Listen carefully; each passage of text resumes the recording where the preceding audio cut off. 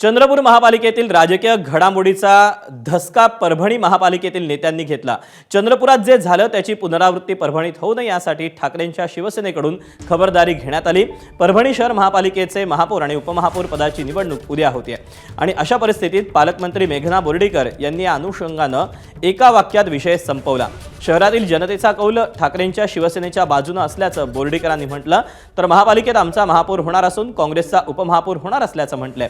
चंद्रपूरची परिस्थिती वेगळी होती असा दावाही परभणीचे ठाकरेंच्या शिवसेनेचे खासदार संजय जाधव यांनी म्हटलंय।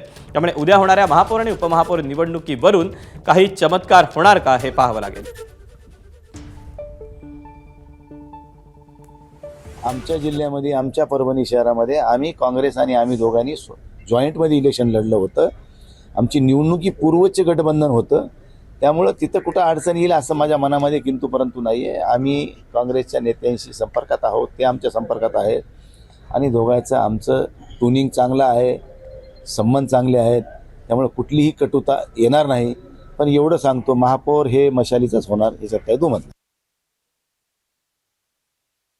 कारण की जनतेने जो कौल दिलाय तो कौल हा उभाटाच्या बाजूने दिलेला आहे, मग तिथे इंटरफेअर करा। जिल्हा परिषदचा सुद्धा जनतेचा कौल हा भाजपाच्या बाजूने आहे, त्यामुळे जो जनतेचा कौल आहे तो आम्हाला मान्य आहे। तशा पद्धतीने आम्ही आमची सत्ता स्थापन करू। मग महानगरपालिकेत सुद्धा विनाकारण जनतेच्या मनाविरुद्ध करून आम्हाला काही करायचं आता ते त्यांनाच माहिती। सहलीवर जायची खरं गरजच नव्हती, एवढं मोठं त्यांच्याकडे संख्याबळ होतं, पण का गेलेले हे पण तुम्ही खासदार साहेबाला विचारलं।